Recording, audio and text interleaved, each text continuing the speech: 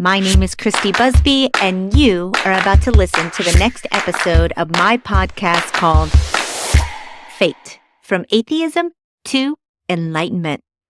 So come on in, join me. We're going to talk about it all, from atheism to enlightenment. Alrighty, guys, here we go.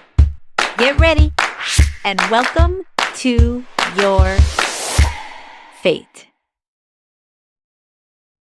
Welcome, everyone, to the next episode of Fate. How's everybody doing today? On today's show, I am bringing you Phill Webster. He has a book out called Glowing Deeper. It covers everything from witchcraft to tarot cards to shamanism. I'm very excited for him to bring his story, his spiritual journey. Phill Webster, welcome to your fate, my friend. How you doing today? I'm good, thank you, Christy. Thanks very much for having me. Thank you for being here. I really appreciate it. I read your book and I loved it. I think it was so broad with all the different concepts that you're bringing to people. It's very personally written, and I loved the layout that you have actual meditations in there that can help people get in touch to their spirit guides. We're going to talk all about that, but why don't we begin with your spiritual journey and how you opened up to becoming to stepping on your path? Sure. Yeah. So I feel that I wasn't a skeptic, but I always had I always kind of had an eye on esoteric things or spiritual things, for want of a better term. Um, but I was kind of on the fence about it, and it would seem that something happened, which was really the trigger to write the first book, which was Letting Glow, and really it sent me down this completely different life path, which I've stayed on since. But it would seem that every few years some weird thing would happen that I couldn't quite put my finger on, and I don't know, I just kind of wouldn't know what to do with it. Just like an odd event, I suppose, like something that would be called spiritual or something like that, or supernatural even. And something would happen, and I would think, okay, like what? I don't know what that was. I don't know what to do with that, and then move on. Um, but then around the end of 2020, well, the start of 2021, so we'd all been through the pandemic, and everybody knows all about that, so I don't need to recap that. But my mum lives on a place called the Isle of Wight, which is a small island at the south of the UK, and I'm based in London. I traveled around for 20 years, been all over the world, and then I came back to the UK 2017. I was based in London, and partly that was because my mum was getting older. She lived on her own on the Isle of Wight, which is a few hours away and a short boat journey away. So I tried to do the right thing through the pandemic, what I thought at the time was the right thing. And kept away, and essentially. And she grew very lonely over that time. She was 76 years old, had various age-related health problems, but I expected her to be around for a few more years. I don't know. But anyway, on this particular day, we would FaceTime every day. I hadn't seen her for a few months at this point, and Christmas had come and gone. I hadn't seen her then. It was like the middle of January. And on this, we were FaceTiming, and on this day, I think I'd spoke to her maybe 2 or 3 times. And this was quite late at night. And just to give it a little bit of a backstory, this island where she lived, it was a very rural place. I kind of knew everyone in her circles. So I knew her day-to-day activities. She was staying at home a lot. We were actually in another lockdown, although I think by that point people were kind of over it. But for the most part, she really didn't have much contact with anyone. Anyway, so 10 o'clock at night, and we FaceTimed again. And as she answered the call, she picked the phone up, and she kind of had the phone charging on the floor, right? Just to sort of talk about it practically. And as she leaned into the call at the bottom of the screen, there was a man leaning in from the other side of the screen. And I saw him long enough that I could describe him. He had like thinning gray hair, glasses, looked like he was maybe in his late 60s, something like that. And, I saw him long enough that I could describe him. And as she kind of pulled the phone up to move away and go sit down, he went out of shot. And I was kind of shocked because this was quite late at night. We were in lockdown. I didn't recognize this guy. And I said, who's that? And she said, who's what? And I said, okay, well, I said, the guy, I just saw someone. And she was like, no, there's no one here, and just kind of dismissed it and started talking about her day. And another thing, I could always tell if there were people around her, because she would always put on these airs and graces. She would speak a lot posher, a bit more polite. It was like impossible to get a straight conversation out of her. And she wasn't doing any of that. And I kind of interrupted her and I said, look, mom, I said, I'm sorry. I said, but I said, I just saw someone, like, who's the guy? And she said, there's no one here, just kind of dismissed me and carried on talking. And I interrupted her a few times and she just, just wasn't interested. And I truly believe that there was no one with her, but it just threw me off at the time because I'd seen this guy, but I believed that there was no one with her. And we ended up talking for like another 45 minutes or so. And said goodnight to her. And then the next morning woke up to a phone call from a neighbor that she'd had a heart attack and passed away at some point. I don't know if it was through the night or in the morning or when it was, but obviously that was a big shock. And through all the grief and everything, my mind kept going back to this thing, like this guy. And I was like, well, what are we talking here? Are we talking like, and obviously I wasn't there. I can't 100% say that there was absolutely nobody with her because I wasn't with her. But I believe that there was no one physically with her. Like, again, like I say, knowing her daily routines, knowing all the people she knew and all the rest of that. We didn't have any other family there. So I was like, okay, well, what are we talking then? Are we talking spirit guides? Are we talking ghosts? Like, what is this, And of course I would tell people about it. And depending on which side of the fence people are on, some people would be like, well, yeah, that was absolutely a sign that someone was letting you know that your mum's about to pass. And of course, other people were like, well, but who knows? It could have been anyone, or, you're grieving. And that was one thing that would come up a lot. And I would say, well, I wasn't grieving at the time. It was before the fact. But yeah, it just kind of played on my mind. And eventually after a few months, I was working on a film, for about 3 months immediately after she passed. So I just kind of threw myself into this thing. But I had a lot of time on this film set to start sort of reading and researching. And I just kind of went through all the usual spiritual literature, like old school stuff that I read back in the day, like Neil Donald Walsh and things like that. Pretty sort of standard intro, although he does go quite deep. But just this kind of stuff to sort of remind me of things that I've dabbled with before, maybe believed in. And those things helped me get through those first couple of months a lot. But yeah, essentially that event was really the catalyst to everything. Yeah. I often say a lot on this podcast that I think that sometimes people need to be shaken to awaken to things like this. That's good. I like And that. Yeah. it it it rings true so many times when I bring people on and they tell me about their stories. It is always some sort of trauma, some sort of tragic event. My own journey is I had a health crisis that kind of Mm. put me on my own spiritual path of investigating all of the mystical experiences that people do have. And number one, I do want to say I'm sorry for the loss of your mother. Oh, thank you. Yeah. Put a button on that. I can't imagine, and I'm sorry. Let's get into the book a little bit. I do want to bring up one concept um, that I had never heard of. I've interviewed quite a few people that have had near death experiences. I have Yeah. never heard of somebody of a shared death experience. And I just thought Yeah. it was an interesting concept. And I just wanted to ask you to elaborate more about what a shared death experience is. And what can you tell us about those? So I had a further experience, like within the same day. I went down to my mum's house, and it took all day because there was no transport, there was no public transport. The boats that you had to get to the island with were running very slowly, and it essentially took me like the entire day to get from London to the island, which would normally be just a couple of hours, but it took like a good 10 hours or something ridiculous to sort of just go through this whole sitting on trains and buses and boats and just sort of go, and people were calling and then authorities were calling and all this stuff. It was just a horrific day. And I remember getting to the house and just being really obviously overwhelmed at it, and just kind of in a daze. And I don't really remember much about it, but I went to bed that night in my mum's bed. And I hadn't been allowed to see her or anything like that because of COVID rules and what have you. And yeah, I went to sleep that night.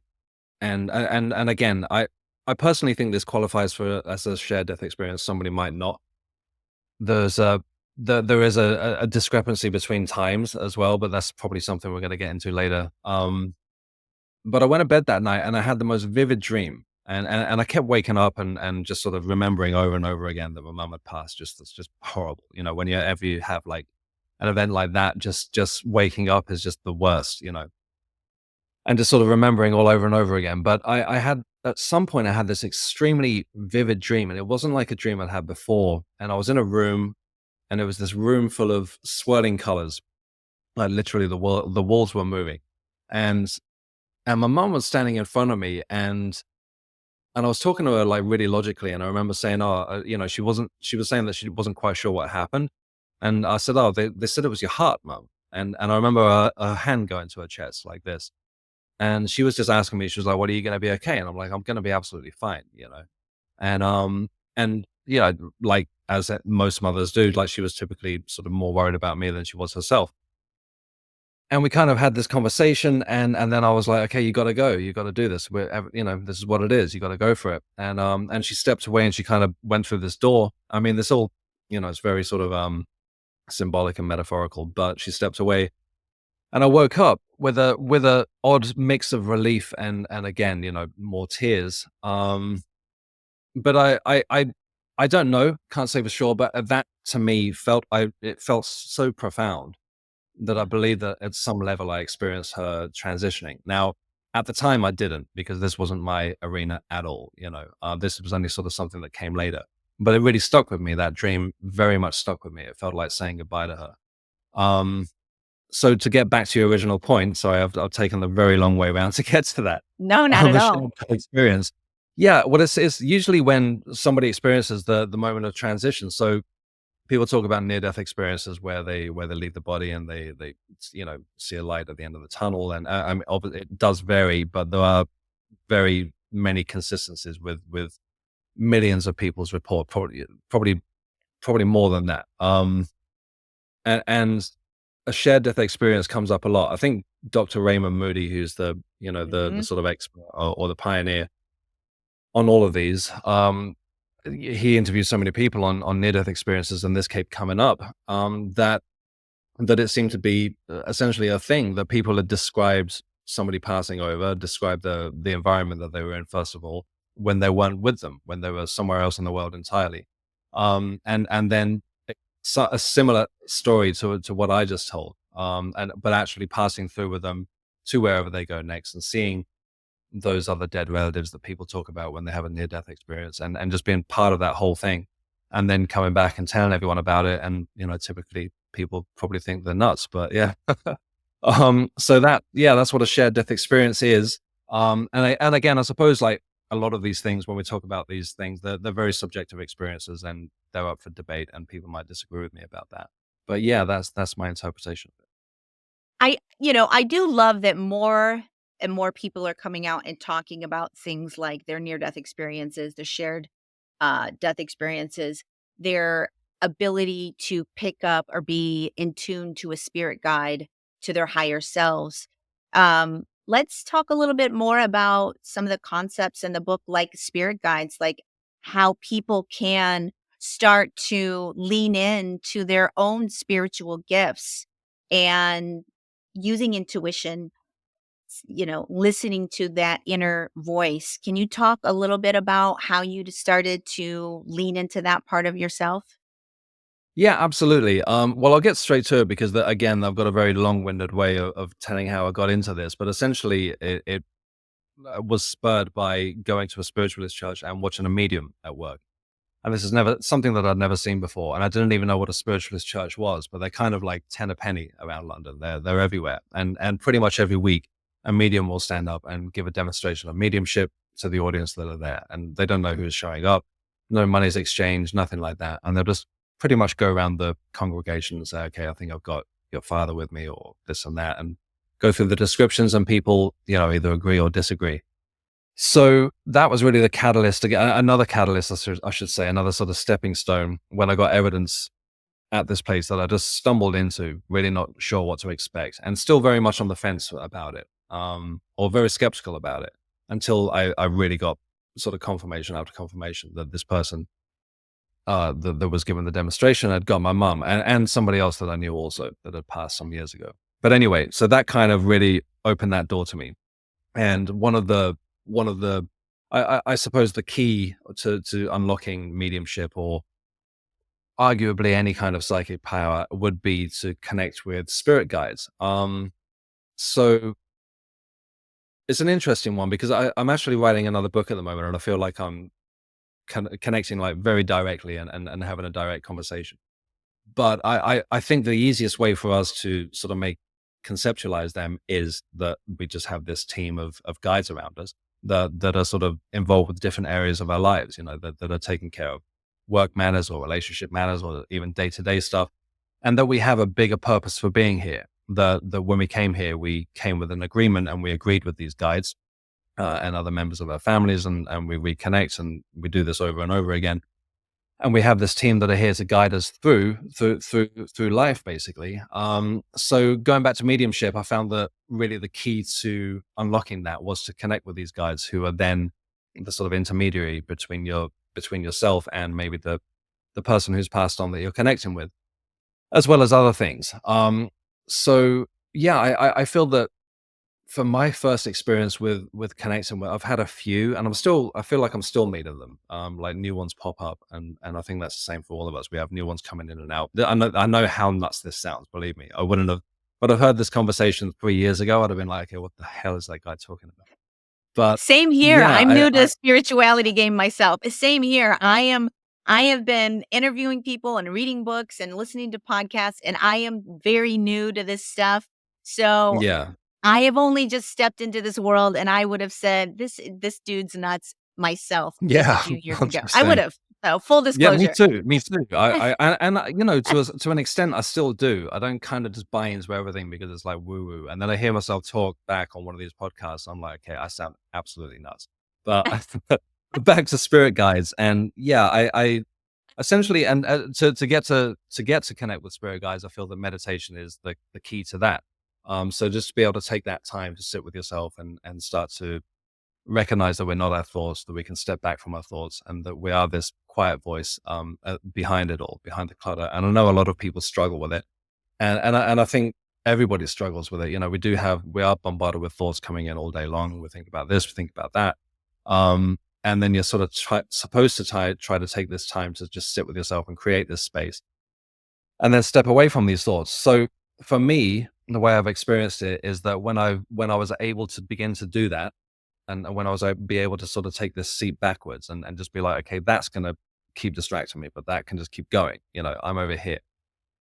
Then I recognize something new come in, and I know that it's not from me. And oftentimes I know it's not from me because it's something way smarter than I would come up with. So I'm like, okay, that's too clever for me. And that's kind of been the process really, and just sort of taking these little nudges, asking directly, just finding that space, and go through a process, whatever that process may be for you, like opening up chakras and all the rest of that.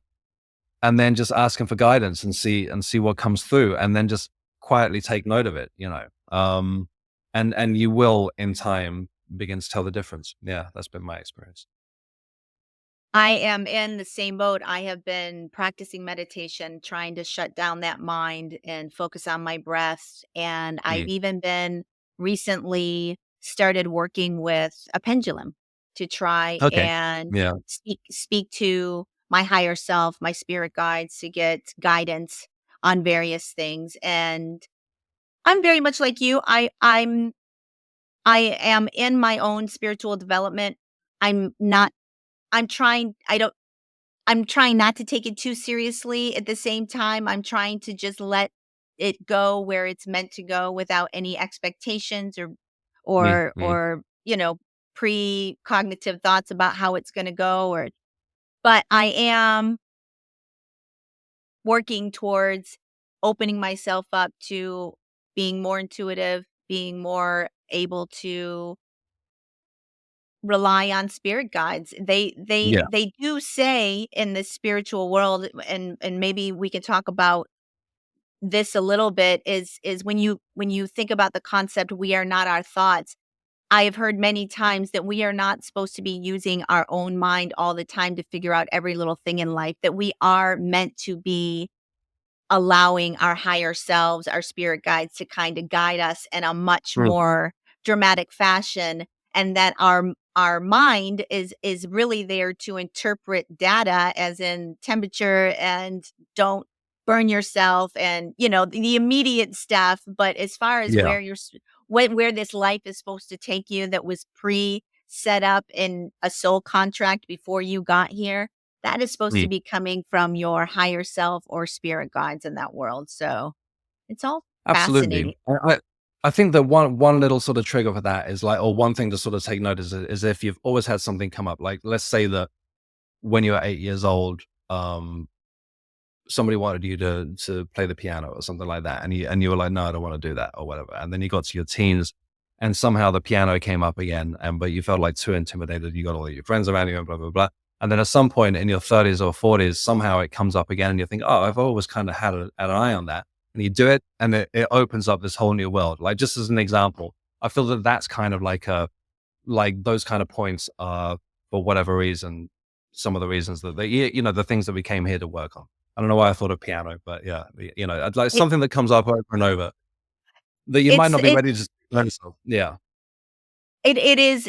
We definitely live in a much more complex reality than what people are. Um, what mainstream people are think it is. The more and more and Oh, more definitely. Yeah. I'm navigating this world of spirituality and talking to people, the more and more I'm blown away by the level of sheer complexity of what our true selves are, and how what our soul purposes are, the dimensions. You know, let's talk about some of that kind of stuff. The concept that we are multi-dimensional beings. We Mm. There are various planes that we will live within and on, and we will always, we are eternal. We're beings of light. Why Mm. don't we Mm. talk a little bit about 3D, 4D, 5D? You hear people out there throw around these concepts a lot.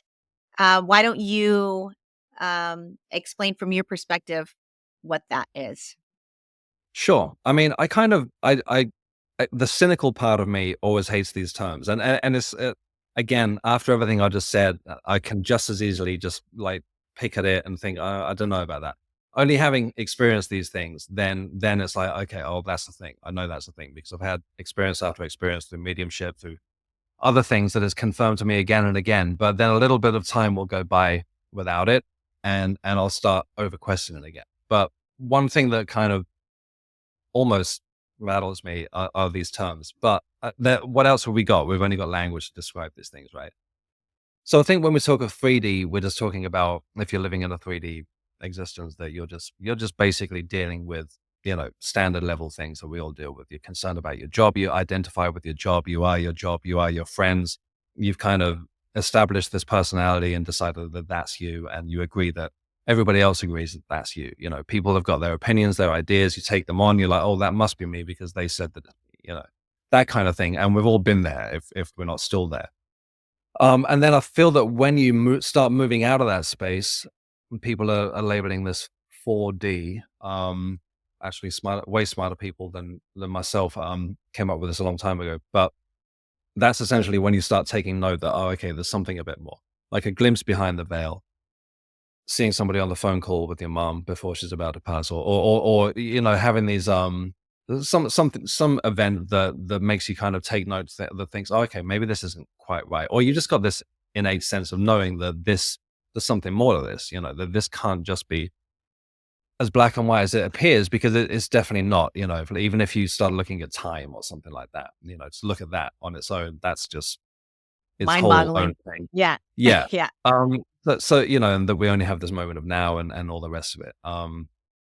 And I think that like talking about 4D or living from 4D is really that awakening, that knowing that there's something a bit more, but you're still dealing with 3D, and sort of going on with your day-to-day life. I think that 5D is when you really move to the point that you're like, oh, okay, I'm not this is kind of like a bit of a game or something here. You know what I mean? When you kind of come to this realization that you don't necessarily have to do the 9 to 5. You don't have to listen to what that person tells you their opinion of you is, and they're welcome to it. But you might start dropping people, and Yep. thinking, okay. And I just did this recently. I had like somebody that I considered a very dear friend for 20 years. We would speak daily, and as soon as I've kind of gone down this path, he had a problem with it, and I still don't kind of get why.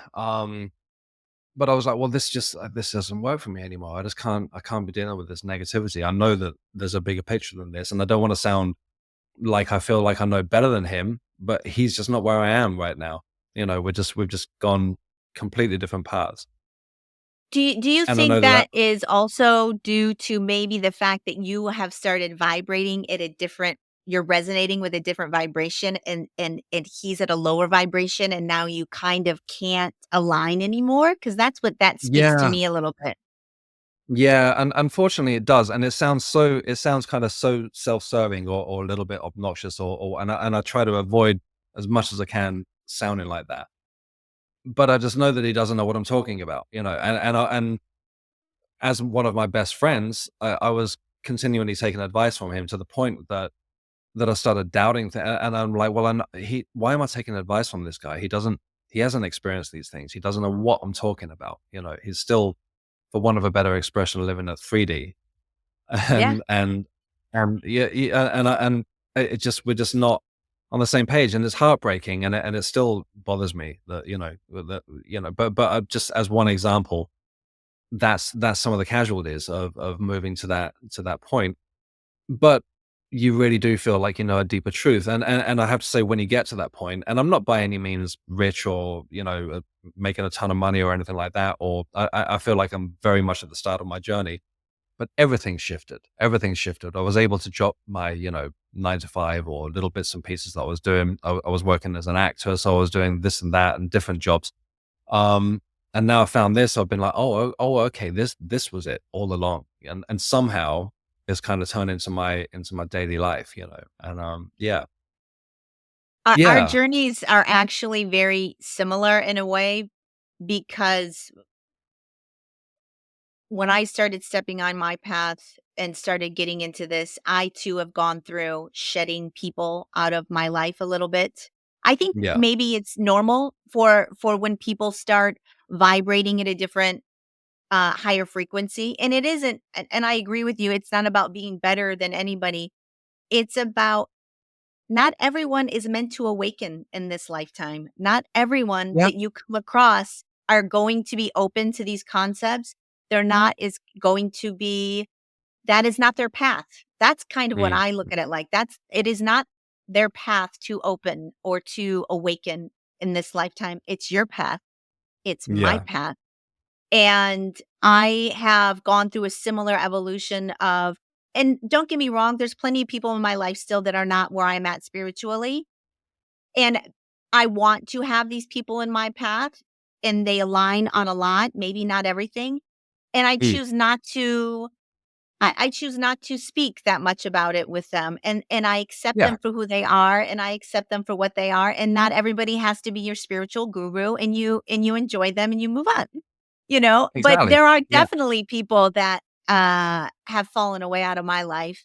And I mm, also feel that since I've been here, and I've only been doing this podcast um since this year. It's fairly new, yeah, but I also feel very aligned with it, and it is like the universe is helping me on my journey. It has yeah, become something, it feels like an old coat or something that I'm putting on when I'm doing an interview, like I was always supposed to be doing this. It is I yeah, do feel that if you open yourself up and you start stepping into an alignment or in a flow, that um the universe will start opening doors for you and start pulling you. I've never, pulling you in a direction that you mm, never would have mm, thought you would have been pulled in before. yeah, So definitely, it definitely. it's fascinating. Yep. I mean, my daily life. I mean, and I feel that this is just part of my journey. But I got to a point where I'd wrote these 2 books, and I've been giving meditation classes and talking at workshops and things like that, and obviously doing podcasts and radio and all the rest of it. And I thought, well, I probably need to start putting my money where my mouth is now, and maybe tentatively step into the arena of giving readings. And I'm not necessarily talking about mediumship sometimes mediumship comes through. But at the moment, my daily life is giving people online readings like through my website and things like that. And I'm like, this is nuts. Like I just did not see this coming. And I'm still like, how this is the weirdest way to make money, like ever. But for Well, some I reason, yeah, it's working. And it's kind of, I just feel like this is part of the journey. I'm sort of opening up more and practicing. Hopefully somebody else is getting something beneficial from it. And yeah, things are going in that direction. it's one of the charming things about your book is that you're very, humble about your gifts. It seems to me that you are very much a channel, like, you literally channel your spirit guides and write whole paragraphs on what your higher self or your spirit guides are telling you to Yeah. say in the book, and even though it feels in the book you haven't stepped into the confidence that it's really happening and that it's truly who you're meant to be, Mm. I, after reading the book, kind of feel like you are definitely a channel, a medium, somebody who has the ability to tap into the higher realms that most people don't have. Um, let's talk a little bit about your training under shamans and your mediumship training and how you developed your skills. I'm very interested to see how that expanded your ability to tap into your own gifts. Definitely, yeah. So I very soon after, I'm just kind of like putting a thread through this. So very soon Yeah. after walking into that spiritualist church, I read a book by a medium called CLA Broad. She's wrote a couple of books. I mean, to me, she's one of the best, or to many people, she's one of the best mediums in the UK. She's booked, she opens up her books for readings and she's sold out within like 15 minutes for the whole year. So she's great. And I was lucky enough to see that she was giving a workshop at a place called the College of Psychic Studies in London. And when I saw this, I was like, the what? Like the, what, this College of Psychic Studies? It just sounded, I've got to admit, it sounded kind of ridiculous to me at the time. It sounded like, the X-Men school or something. But, I went along to her workshop and I told her my story and about a few other things that had happened through my life. And she was the first person that got it, that was like, "Oh, that's because that's that, and that's because that was your crown chakra, and that happened because of this." And I was like, "What? Like, really?" It's like I had no idea what about these things, and everything made sense. And she just completely got it, and we stayed in touch. And I'm lucky enough to call her my teacher still. I still sit in a development circle with her like once a month at least. But yeah, she was really the first person that I trained with. I met other mediums along the way. Again, this whole thing opened up for me in London, in particularly, and across the UK. There are many mediumship development circles. And I got to admit, at that point, my whole focus was on I miss my mum. I wanted to know that my mum was all right, and I had it confirmed a couple of times, but I just wanted it. It wasn't enough. I just wanted more. So very quickly, sitting in different development circles, I started giving evidence to people. So somebody would show up, or especially if I would start at a new circle, we didn't know each other and anything about each other, and we went through our process of like opening up, connecting with our guides, all that kind of stuff. And I remember very quickly just giving evidence to people that I just know that I didn't know. There's a lot of no's in there. Sorry. It's Um, just giving evidence. Like, for example, one of the first things, and it's kind of ridiculous, but I had a lady that I'd never met before. I described her dad who'd passed over, and then I kept getting like an image of like a baby orangutan, right? And I was like, okay, that's just stupid. I'm not going to say that. And I was imagining like a blank screen, and I was asking my guys to come in. I was like, okay, give me something else. I'm not saying baby orangutan. And it just kept coming up. It wouldn't leave. There was like this orangutan in diapers, and and I was like, okay. I was like, baby orangutan, and she was like, yeah, yeah, yeah. I know, that makes sense. And I was like, how does this make sense? Um, and this was very early days for me, so I would just literally get that and give that, and that's all I got. I got no backstory behind it or anything. So anyway, it turned out like I said, her dad had passed over, and her daughter worked in an orangutan sanctuary in California, which to me was just so ridiculously specific. This lady was from, I don't know where she was from, somewhere south of London. I had no connection with her with anything else. And that was just like again, very basic, but very off the wall. And I was like, well, that's just so weird, Huge and sort of, confirmation. yeah, and sort of experience like that, one after the other, and then, like I say, sort of now on a daily basis, not so much mediumship, but just giving people sort of spiritual readings, for again, for want of a better term, it seems to be working. So yeah, but anyway, so yeah, worked with Claire, did some workshops with Gordon Smith, who's a probably Britain's most popular medium, um, James Van Praagh, and then it kind of led me down this path. I'd been to America a lot back when I was younger. Obviously, I've got to be sort of careful of cultural appropriation, but I did start noticing such a strong connection between mediumship and sort of general, I say general shamanism. Now I'm being completely culturally inappropriate, but there seems to be or wherever you go, if you go to Scandinavia or Russia, or all that, or any kind of, I don't know, for want of a better term, medicine people, there was definitely a correlation there between, absolutely, between modern day mediumship and these ancient teachings, as much as I could learn, because obviously a lot of nations are very guarded around their teachings. We're like, absolutely so, and respectfully so.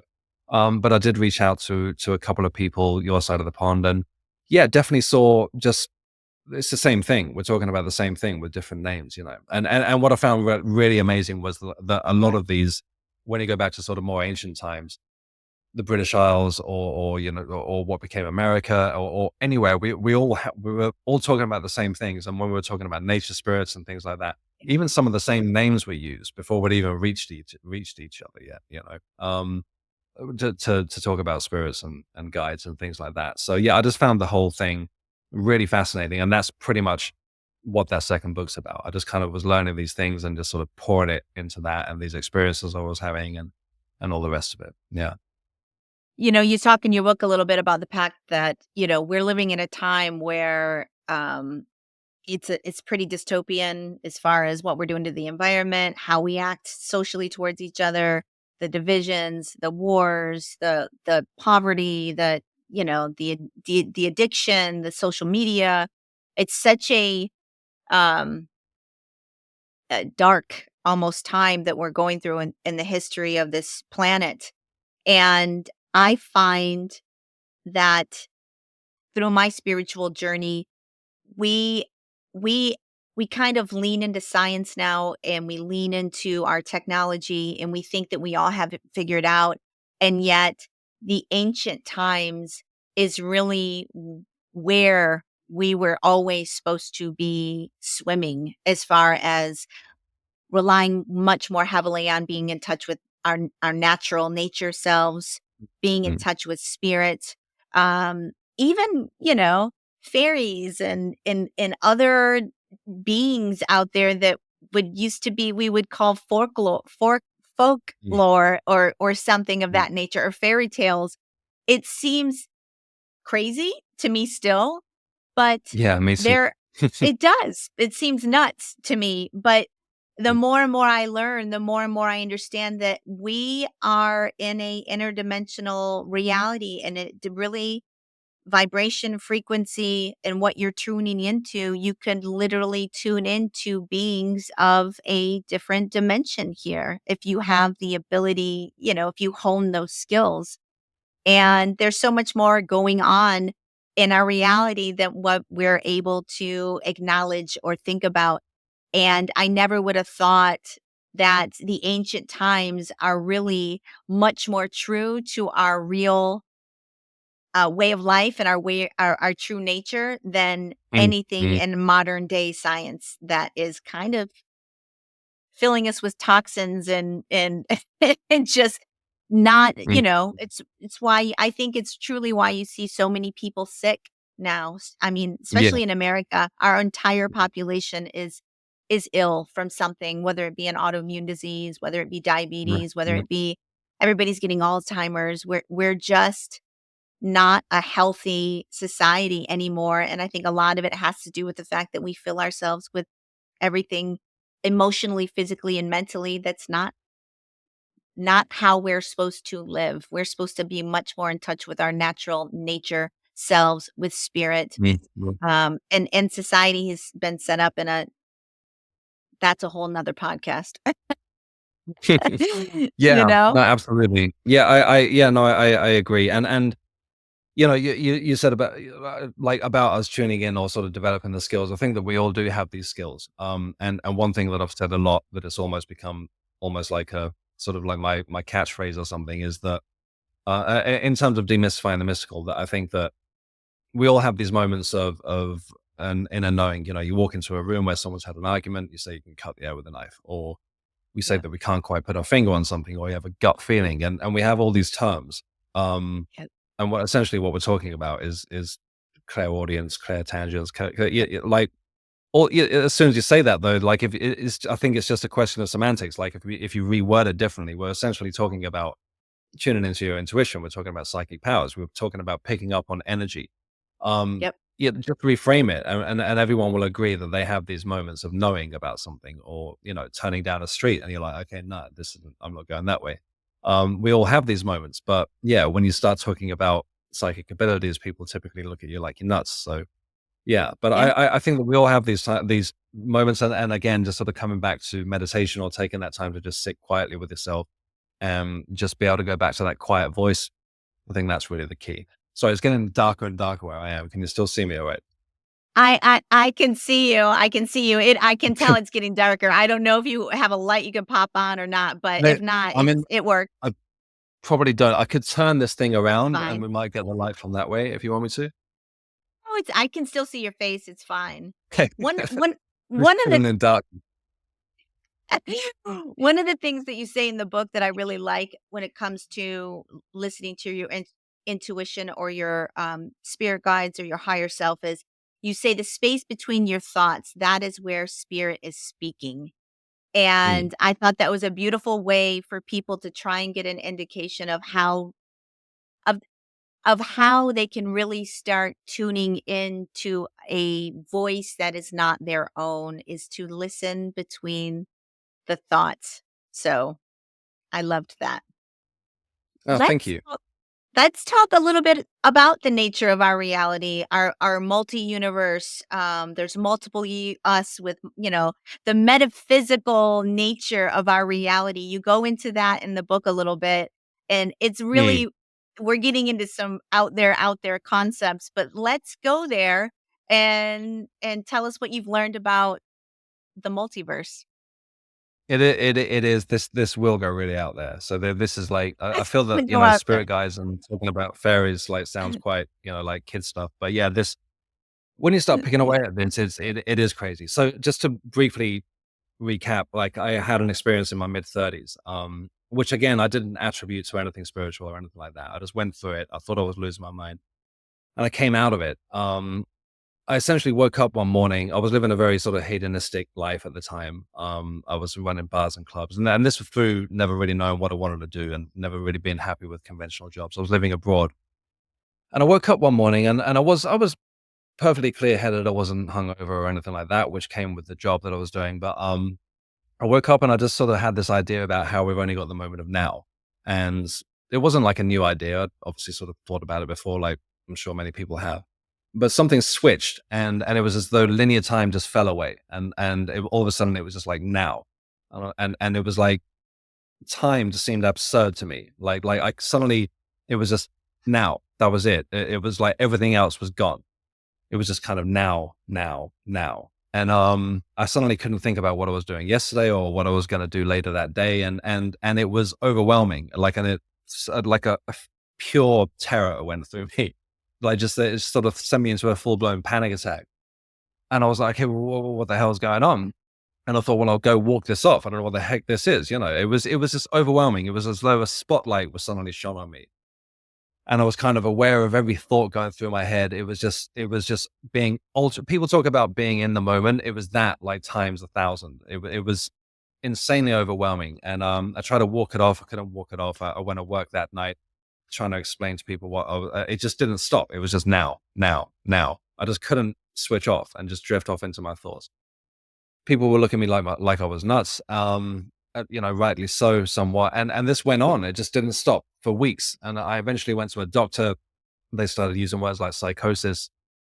and which terrified me even further. Gave me some like anti-anxiety meds, sleeping pills. This just didn't touch it. This thing that would just continue. I just felt trapped in this moment, and just linear time just seemed absurd. And I truly thought I was losing my mind. I eventually, just to sort of cut through the story, like a couple of months in, I got to a very dark place where I was like, okay, if this is the way my brain's working now, I'm like out of here. You know, this just doesn't work. And I wasn't thinking of this in any kind of spiritual terms at all. I found a psychiatrist, and what attracted me to him was that he was a hypnotist. And I just went there like, okay, just zap this away, right? I don't want this anymore. And he explained that he couldn't do that. But he did say that he thought I was a mystic. And I just remember thinking like, the hell's a mystic? You know, like I just felt almost embarrassed. I was just like, just make this stop. But he gave me a very basic grounding meditation in hindsight that brought me back like almost immediately. And this was after months and months of just thinking I was just going out of my mind. And anyway, I very gradually over the course of a year, I kind of put that behind me. And it took me a very long time to sort of just get my head back and sort of back to what I thought was, being part of the herd or what have you, which is what I wanted. And then I just kind of put it to bed. I was like, well, that was horrible. I don't want to deal with that, And people were saying, well, you should read Eckhart Tolle and all this stuff. I never did. But apparently it was a very similar experience. Anyway, some years later, when looking into shamanism and all the rest of it, I had a couple more. I won't go into another story, but there Oh, seemed to please be again do. correlation. I'll be sitting in the darkness while they're looking at this.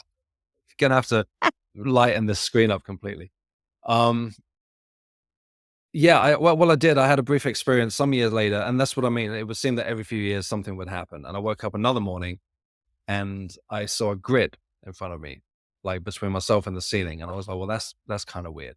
And at the same time, I felt like I was getting like this sort of download of information.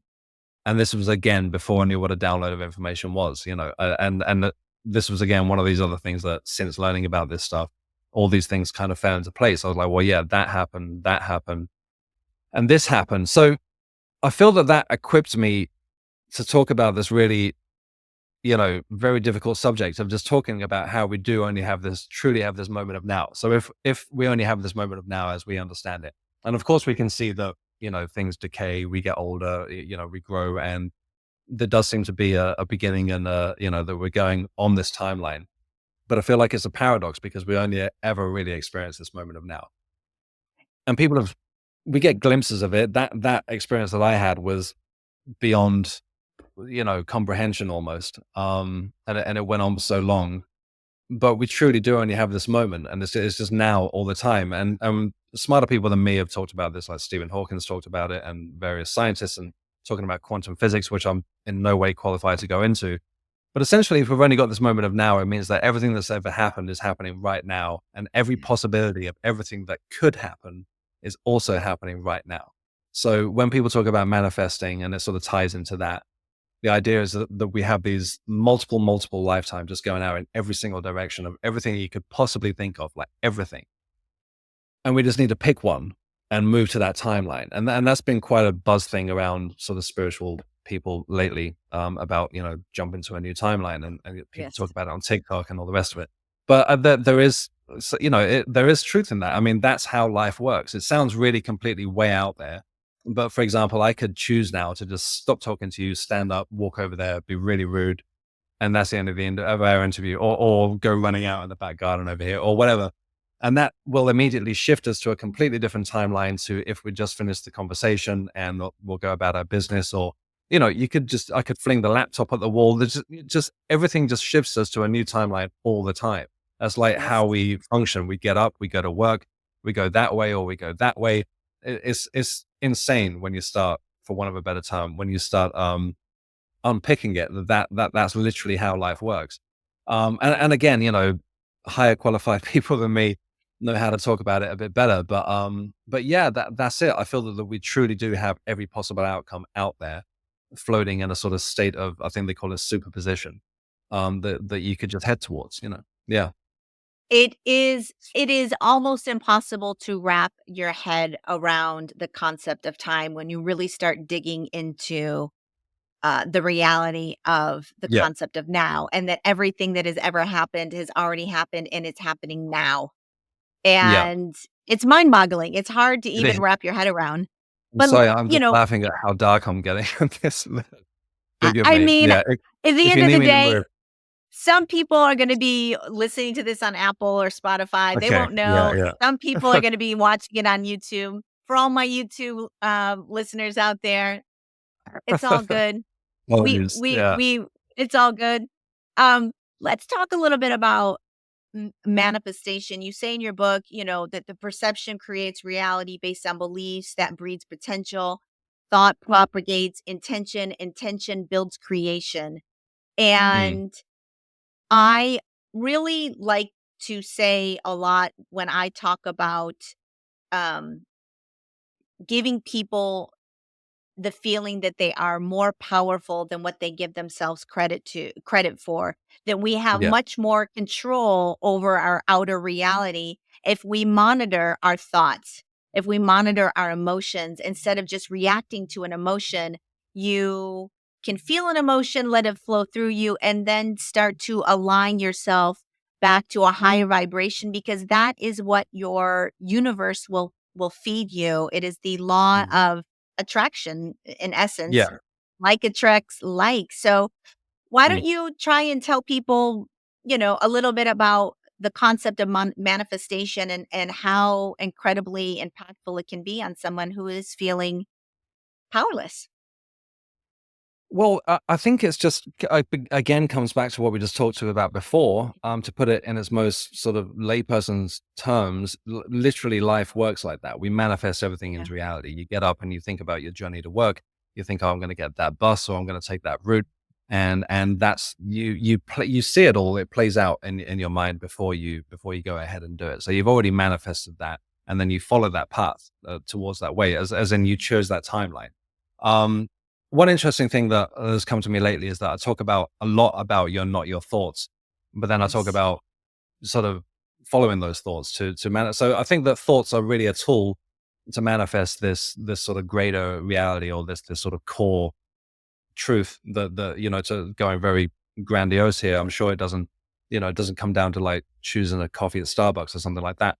But we literally go through the motions of manifesting, whether we do it consciously or unconsciously. You're going to manifest stuff into existence. That's it. That's how it works. If we've only got this moment of now and we go forward from this moment of now, you're going to be manifesting. So why not do it the way that you would prefer? Like, why not turn it around Yes. to your favor, and just bring in those things that you desire. Of course, Yes. there is that, again, that we get things that come in, we listen to other people, we get told that we can't do this or we can't do that. We tell ourselves that we can't do this or can't do that. So there is a bit of clutter to cut through. It's not like, that stuff's going to stop. But again, weeding those people out, weeding those thoughts out, learning to step back from those thoughts and not getting caught up in all of that negative thinking, then it starts to become a clearer path. And then things tend to start to align, like you talked about for yourself, that you start taking these steps and then other things sort of fall into place around it. I think most people have experienced that to some degree, even if it's just going for the job that they wanted, or what have you, or even, I don't know, I was going to say relationship, but that sounds a bit creepy. Let's just go for the relationship one. But you know what I mean? I kind of, when you sort of decide on something that's for you and you're like, okay, well, Yes. know that. And I bring relationships into it is a weird thing, actually. I'm not talking Uh, about really wanting something, but just having that knowing that, oh, okay, that's for me, that there's no way that this isn't a thing, or what have you. Then things tend to fall into place around it. Yeah. and I have also heard various people say you almost feel as if it's already happened for you. Feel as if Well, you that's it. already have that. Feel as if it Yeah. is already a done deal, and you are literally pulling that energy into your reality, and it has no Yeah. other choice than to come to, Absolutely. And actually you know? that's the important part. Yeah. That's absolutely the most important key to all of it, is just accept that that's already there. If you accept that it exists out there, after all that we just talked about, that it is out there for you somewhere, Yes. just be that. Just go to that and Yeah. just pull that to you, and start acting like you're already there. Because if we've only got the moment of now, it is already there. right? Yes. It's not 2 years down the line. It's already here because everything is right now. Yeah, Yes. And, if time's not linear anyways, it really is all, it's all there. I exactly. it's still mind-bending concept though, and it's still stuff that Yeah, I'm wrapping my head around. And even though I'm been, doing this show for a little bit, and I have talked to everybody all over the world at this point about everything yeah, from the nature of our reality to astrology to I even bring people on that believe very much in the Bible and intelligent design. And I talk to people that are very deeply religious and have yeah. very religious beliefs. I I I talk to everybody. I listen to all perceptions and Mhm. modalities. But I will say that your book and the way it's laid out, it hit every single beat for me as true. It's what I've been hearing from other people now. I would say I've been on this journey the last couple of years, and Yeah, the same concepts, the same thoughts are they're running, the running thread through everyone. And I yeah, am more and more leaning that as crazy as it may seem, as outrageous, as hard to comprehend, as complex as our reality really is, that is the true mhm, nature of our reality. And I don't believe that we have all of our true history. I don't believe that we know how capable or powerful that we really are. And mhm, I do feel that there is a new ascension coming to the humanity that is going to bring a lot of this stuff more into mainstream. And I think more and more people are going to have the realization that we are eternal beings of life that are multidimensional and we live yeah. forever and we were here for a sole purpose and we are all connected and that we are all one. Absolutely, absolutely. I think that wraps it up nicely. I don't want to, I'm literally gonna be sitting you're just gonna be Where able to are see some you, teeth in the Phil? moment. Yes. I'm sorry, I picked the worst spot in this place, yeah. No, no, it's fine. We are coming up on an hour. I will absolutely start wrapping this up. Where can people pick up this book? Is it mainly on Amazon? Can they go? I'll go ahead and put the link in the show notes and tell them to grab it. Yeah, sure, thank you. Yeah, both books, Learning Glow and the sequel, Glow and Deeper, they're available everywhere. If they haven't physically got it in a bookstore, then they'll have it on the website. Like they've got it at Barnes and Noble and all the rest of it, and WH Smith in the UK. But yeah, of course, most people's go-to is Amazon. So yeah, yeah. And you're in the process of working on book 3 of the trilogy? I thought it was book 3, but it seems to be turning into something else. So Oh, maybe much to the annoyance of Gavin. I think you know Gavin from the yes, publishers. I love him so much. Um, yeah, I don't think I have book 3 yet because this seems to be bigger than book 3, what I'm writing at the moment. So, I need to get back to it. But yeah, I'm in the process of writing the 3rd one and it's just yes, I don't know what's going on. It's amazing. It's like I don't feel like I'm writing it basically. So yeah, yeah, it's an interesting process. Well, I'll when it's done and out and you wanna promote it, please come back on the show.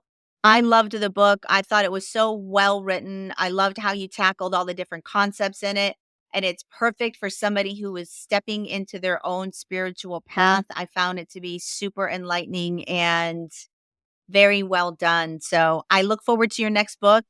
Thank And you is very there a website or something? If people wanna reach out and get a reading from you, do you have something Yeah. up that you go ahead and share that if you Yeah, absolutely. So I've got philwebster.com. I think I'm gonna revamp the whole thing soon, but it's Phil with 2 L's, Webster.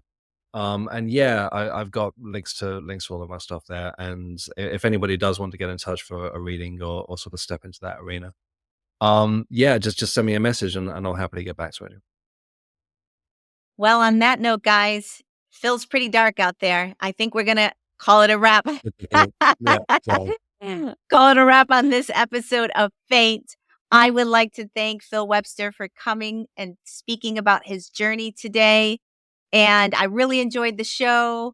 Pick up his book, Glowing Deeper. I will put it in the show notes and reach out to him if you're interested in getting any kind of reading. And other than that, guys, we will see you next week on From Atheism to Enlightenment. Journey well, everyone. Bye. And that is a wrap on Glowing Deeper with Phill Webster. I hope you enjoyed the show. I sure did. Pick up his book. It's a great read. It really is, especially for somebody who's just stepping on their own spiritual path. They want to learn more about it. It is written in such a way that it's completely relatable. All of his stories are based on things that actually happened in his own personal life, from his mother's passing to his experiences when he was a child. I mean, he's just had so many mystical experiences to tell you in his own life that informs the book and his beliefs now, that it's very authentically written, and goes into concepts that you may or may not have heard about in a way that are very easily relatable, understandable, not overwhelming. And there's some amazing meditations in there for connecting to your spirit guides, your animal guides. There's tarot card information in there. I mean, it really just hits all the buttons as far as if you're new to getting into the spirituality concepts. It's a perfect read for you. So I will put his link in the show notes, and go ahead and pick up his book. And when he is done with his latest, I hope he comes on the show and we talk about that one. I think Phill Webster is going to be a force out there in the mediumship land, and he is just now hitting his stride and getting into his path, and I wish him well on it. I wish him nothing but success. So we'll hopefully have him back on the show at some point. You know, even when we stopped recording, he said, "Oh, I just, before we go, I have some I have some stuff coming up for you. I just want to throw it at you." And he's so humble and innocent about the way that he presents himself as a medium, because he still hasn't fully trusted his own capacity to give good information, that it's being downloaded accurately. So he gave me a reading. It resonated with me. I appreciated it. And the other thing I love about both of us is that we're kind of on similar journeys in a way. I would have said 3 years ago that some of the things that I'm starting to believe were nuts, were ridiculous, were fantastical. I would have laughed. In fact, I can remember being in New Orleans back in like 2017, and a woman, there was a street vendor of sorts, giving psychic readings, and I would do psychic readings every now and again for fun. And I can remember that she told me that I was going to become deeply spiritual, and I bursted out laughing, because there is just no world in which I thought that was ever even going to be a remote possibility for somebody like me with that current belief system. But you just never know what life is going to unfold. It's one of the magical things about life. You just don't know where it's going to take you. You evolve, you change, you grow. And I am definitely in that kind of mode right now, where I'm evolving, I'm in changing, I'm growing, and I'm opening myself up more and more to possibilities that I would have shut down with a arrogant laugh and walked the other way. So there is something to be said for having a little humility, being humble, understanding that you might not know everything that you think you know. Everyone these days is so attached to their opinions and their own belief system, that they're not capable of opening the door to anything or anyone else. So I do think it does take a little bit of tragedy, I think you do have to be shaken to awaken a little bit. I think you need to be rocked at your core, whether with Phill it was his mother's death, or me having to go through a health crisis, or someone else who has gone through a death, a divorce, a health, financial. There's all different types of situations that can lead you down a path that you never would have gone to had you not had to go through something awful.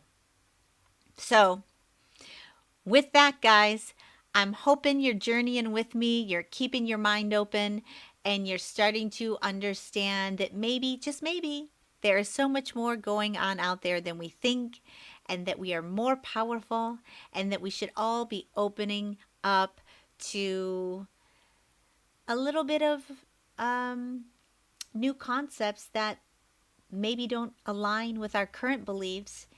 With a little bit of encouragement, maybe go out and investigate. Maybe go out and read a book. Maybe, I don't know, go to a medium, see what they say, see if it resonates with you. I'm encouraging everyone to step down this path. It's only brought me a sense of peace, a sense of fearlessness that I've never had before, and happiness in a way that I've never had before. So I feel calmer and more peaceful and more at peace and more empowered. So if I can allow somebody else to get on their path and feel those things, that's not a bad thing. Anyway, y'all, I'm going to leave it there. I will see you next week on Fate, from Atheism to Enlightenment. If you're liking what I'm doing here, subscribe, tell a friend, share it, something. I love to touch as many people out there as I can, and I need your help to do it. I can be reached on Instagram at F.A.T.E. podcast. That's all I have right now. I had a momentary lapse of a Facebook page, but Meta shut it down, so I got rid of it. So I have Instagram. You can reach out to me, tell me about the show. I post little clips there. Follow me, please. And with that, I'll see you next week, everybody. Journey well. And welcome to your fate, everyone.